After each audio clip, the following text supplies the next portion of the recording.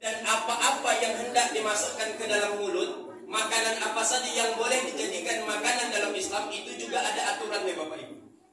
Bahkan bukan saja makanan yang dimasukkan ke dalam mulut, tapi makanan yang menyangkut saja Pak, hal yang remeh, yang kecil, yang mungkin tak teranggap, Islam mengatur bagaimana caranya jika ada makanan yang menyangkut di sela-sela gigi.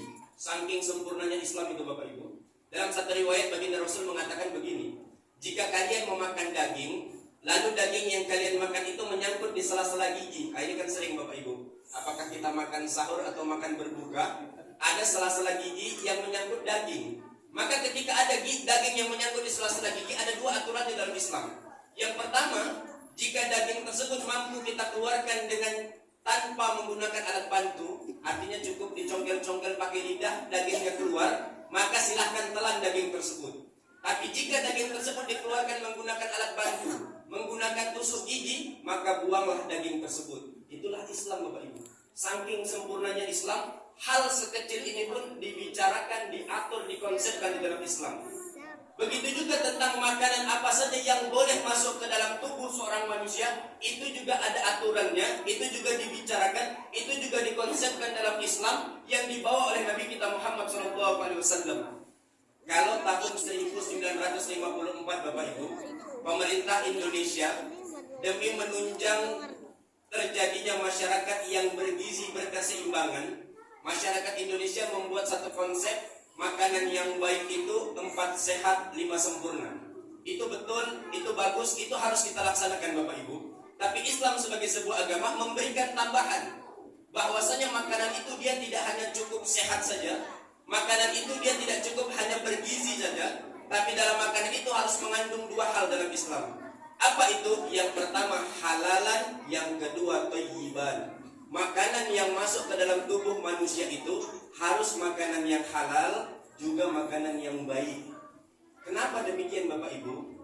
Karena di dalam diri manusia ini, baginda Rasul menyampaikan, ada sebuah daging, yang mana daging itu memberikan pengaruh sepenuhnya kepada setiap pergerakan, perilaku, kegiatan manusia. Yang daging tersebut adalah qalbu.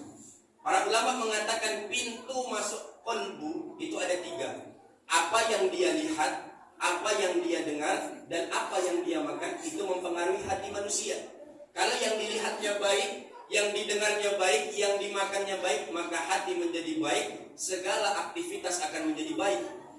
Orang itu Bapak Ibu, guru kami menyampaikan, kalau yang dimakan itu makanan yang halal, maka nanti hatinya akan menjadi hati yang halal, sehingga dalam pergerakan-pergerakannya akan menjadikan pergerakan-pergerakan yang halal.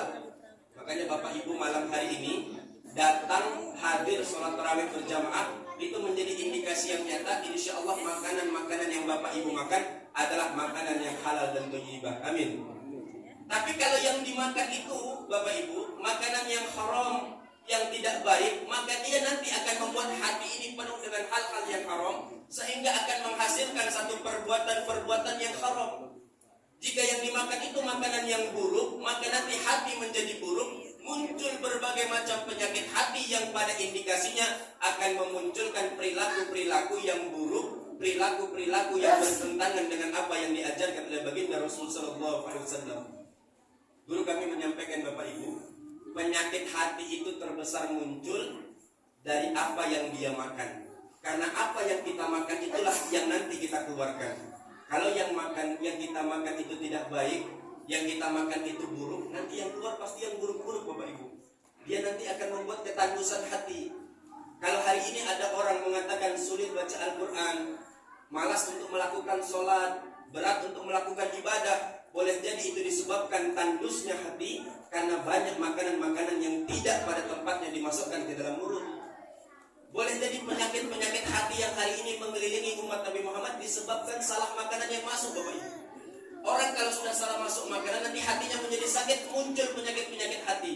Disitulah nanti muncul rasa iri dan dengki Bapak Ibu. Iri dan dengki itu juga dipengaruhi oleh makanan yang masuk. Asal lihat tetangga mendapatkan kesenangan, hatinya susah Pak. Tetangga beli kompor gas, dia yang kepanasan. Tetangga beli kulkas, dia yang kedinginan. Tetangga bangun rumah agak 2 tingkat, sakratul maut. Penyakit hati disebabkan oleh apa yang dia masuk. Kalau penyakit iri sudah memenuhi hati manusia, nanti muncul indikasi selanjutnya apa itu? Nanti muncul gibah. Tetangga dapat kenikmatan, tidak cukup iri di hati, muncul gibahnya. Tetangga punya motor baru, alah paling kredit. Tetangga punya mobil baru, alah paling kredit. Tetangga punya istri baru, alah paling kredit.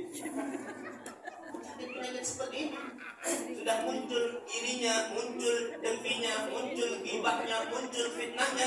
Pada endingnya nanti akan membuat perilaku manusia itu berjarak dari manusia lain. Maka orang-orang yang salah dalam menentukan makanan, dia akan mendapatkan 2 hal yang fatal dalam hidupnya. Akan jauh dari Allah Subhanahu wa ta'ala, dan akan jauh juga dari hamba-hamba Allah Subhanahu wa ta'ala. Maka di akhir tausiah ini Bapak Ibu, kami ingin berpesan kepada kita semua, sebagaimana yang dipesankan oleh baginda Rasul sallallahu alaihi wasallam. Rasul mendidik kita, memerintahkan kita untuk memiliki mental seperti mentalnya lebah, Bapak Ibu. Mental lebah itu apa? Lebah itu hanya akan makan saripati bunga yang terbaik. Lebah itu kalau makan, dia makan yang baik.